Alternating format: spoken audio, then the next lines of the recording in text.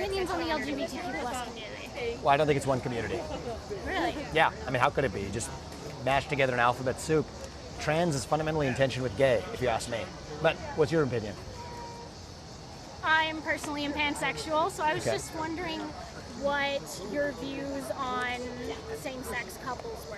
I don't have a negative view of same-sex couples, but I do have a negative view of a tyranny of the minority. So I think that in the name of protecting against a tyranny of the majority, and there are times in this country's history where we have had a tyranny of the majority, we have now, in the name of protecting against tyranny of the majority, created a new tyranny of the minority. And I think that that's wrong. I don't think that somebody who's religious should be forced to officiate a wedding that they disagree with. I don't think somebody who is a woman who's worked really hard for her achievements should be forced to compete against a biological man in a swim competition. I don't think that somebody who's a woman that respects her bodily autonomy and dignity should be forced to change clothes in a locker room with a man. That's not freedom, that's oppression.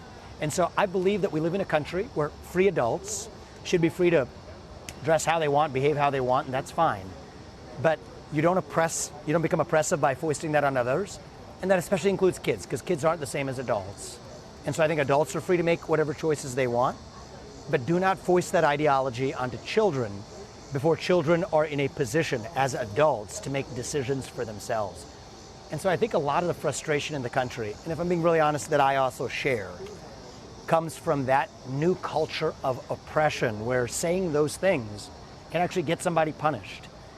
And in my case, it's part of why it's my responsibility to say them. And I respect that you may have a different opinion, and that's okay. It's part of what makes our country great is that you and I can be civil and have this conversation, and that we live in a country that still gives us, each of us, the right to speak to a presidential candidate and back, and still say that we pledge allegiance to the same nation.